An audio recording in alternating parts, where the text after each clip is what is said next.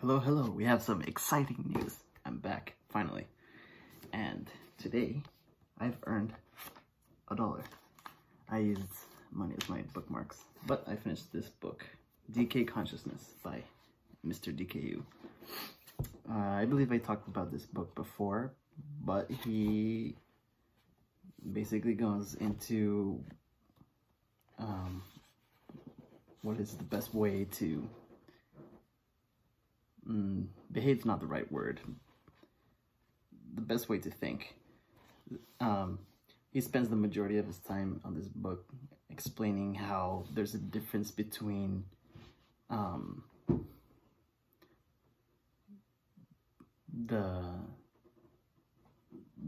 thought and the thinker. So what's a good example of this? If you're thinking about water bottles, the thought about water bottles is a thought that involves your entire mind at the moment, and if you let yourself become completely involved with the thought of itself, then over time you will think that whoever you are is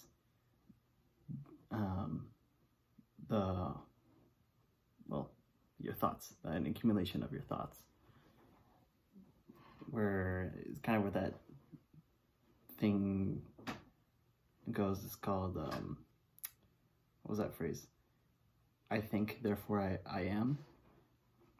In this book, he basically goes the other way around, where he says, I am, therefore I think.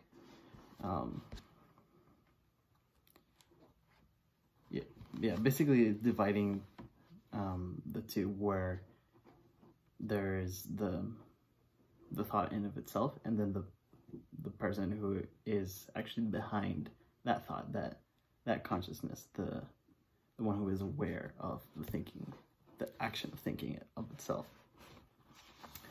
So that's the main point that he's trying to get across with this book. Of course, has several more points that he's covering,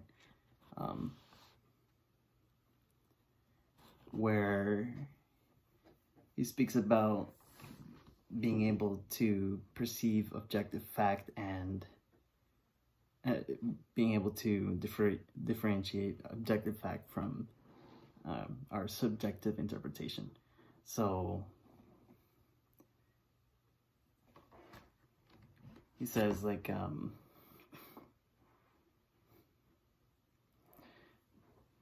there's this movie that's playing in theaters 2 people ago. One of them thinks the movie was amazing, and the other person thinks that the movie was terrible. Now, neither of them are describing what the movie actually is, but rather their own interpretation of the movie. That's what you call a subjective interpretation. An objective fact is something that you cannot argue with, because it is the exact same for everyone. Like, everyone has to take a shit. So, in this book, DK Consciousness, he talks about being able to differentiate, again, the thought and the thinker, and have more of a broader viewpoint when we approach doing anything, is to see the general objective fact of what's happening or what we're doing, and then being able to interpret it in the way that we want, so as to come out on top on whatever the situation is. To give you context, DKU is a martial arts master. He teaches his own method of martial arts to a gazillion students, South Korean military, and that's about it as far as I know, which is quite a bit. But again, he's very into the world of martial arts and sports to some extent, with his other book that he wrote on DK Chamjanggong, which is which I like to describe as athleticism. But again, this book, Decaying Consciousness, is the fundamental, I wouldn't say mindset, but rather the right condition for you to have mentally for approaching anything. He doesn't really give a specific plan of action or exercise, except like a vague mention, but like he's talking about how,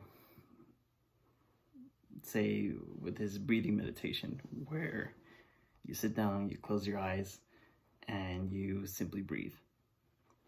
Now, what kind of thoughts are necessary and what kind of thoughts are unnecessary? That's the kind of thing that you have to contemplate. So for the purpose of the action of itself, the only thought that is needed is the thought that drives the action. So in this case, since his breathing meditation, you only have to think two thoughts: inhale, exhale, inhale, exhale. And anything else is an unnecessary thought. Now, he explains that you don't need to force yourself to ignore any other kind of thoughts, but to simply be aware of them. So there's a thing he calls, I think he calls it labeling, where again, it's kind of like those commands: inhale, exhale, being descriptive of what you're doing. So if you have a different kind of thought, he says to label them as distraction. So inhale, exhale, some other kind of thought comes in, you label it as distraction, distraction, distraction. And just by labeling gives you enough, makes you aware enough that that's not the thought that your attention should be on, but rather inhale, exhale. So you revert back to what it is that you're doing. And in that sense, that's how he approaches the right sort of consciousness to have on one thought for one action, pretty much. And you can say that's a high degree of focus, not a forced focus, but an efficient version of it. In the context of sports, you'll hear about the flow state or the zone.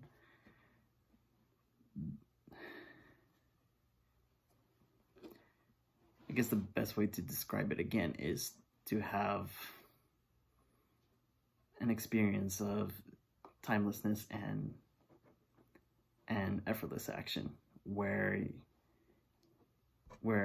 after the event of the flow, you don't really remember what it is that you did other than the action itself in its purest form.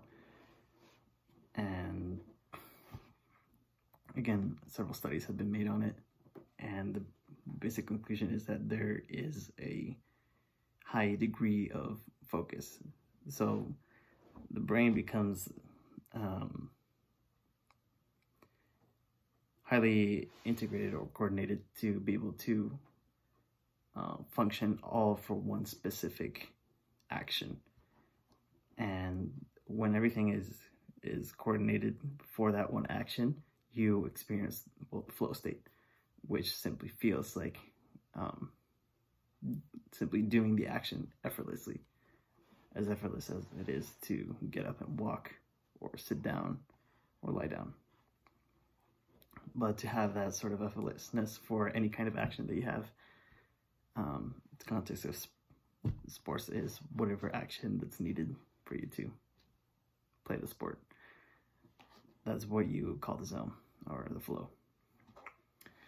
So again, Dickey touches on that and explains that decayed consciousness is pretty much his way of developing that zone, the flow, on a more consistent basis. And again, he talks about that. Again, it's a degree of high focus on the action itself, where you can summarize it by saying one thought for one action. It's really, really simple, and because of that, it's highly focused. So yeah, that's the main method to the book labeling, I'd say.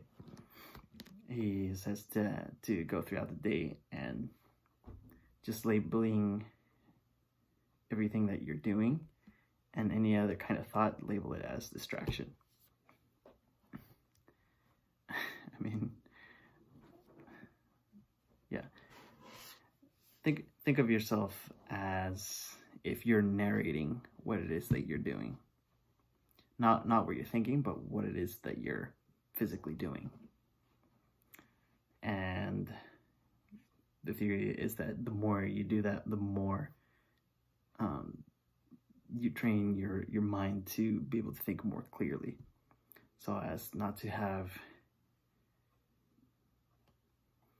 yourself led by any external thought, but to actually generate them by yourself. Have thoughts be more intentional rather than accidental.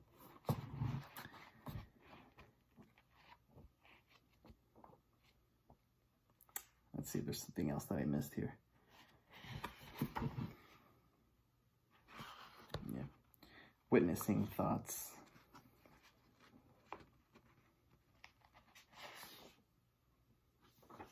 Yeah, just the fact that you're labeling, again, puts you in that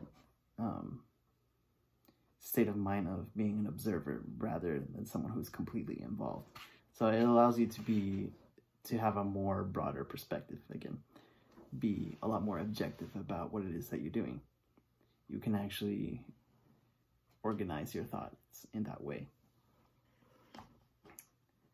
It's not a reaction to what's happening, but rather something that you can actively control. So I'd say that's the main allure about all of this. Yeah, breathing meditation is one of those exercises. Again, lying down meditation, that's pretty much the same thing. The only action that you're doing, inhale, exhale, anything else is a distraction. But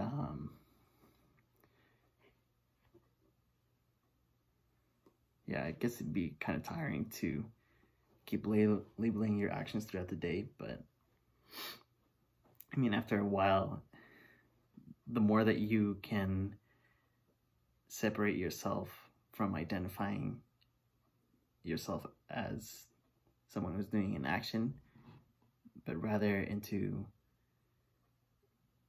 seeing yourself in third person, I guess.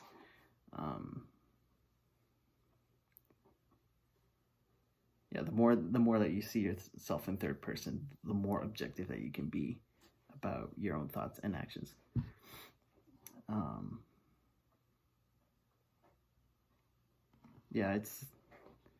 I'd say to be able to hold that third person perspective, I guess it sounds pretty simple when you think of it that way. I mean, the purpose of labeling is, again, to lure you into that third person perspective. So I don't think it should be too hard after a while. Again, it's something that you practice, it gets easier over some time. So I think I should give it a shot. Keep labeling everything that I do. Such as right now, I am speaking this video. I'm going to cut this video and then upload it on YouTube for you to see. So, if you want to join me, do it. Just do it. Okay, bye. I'll talk to you about a different book next time.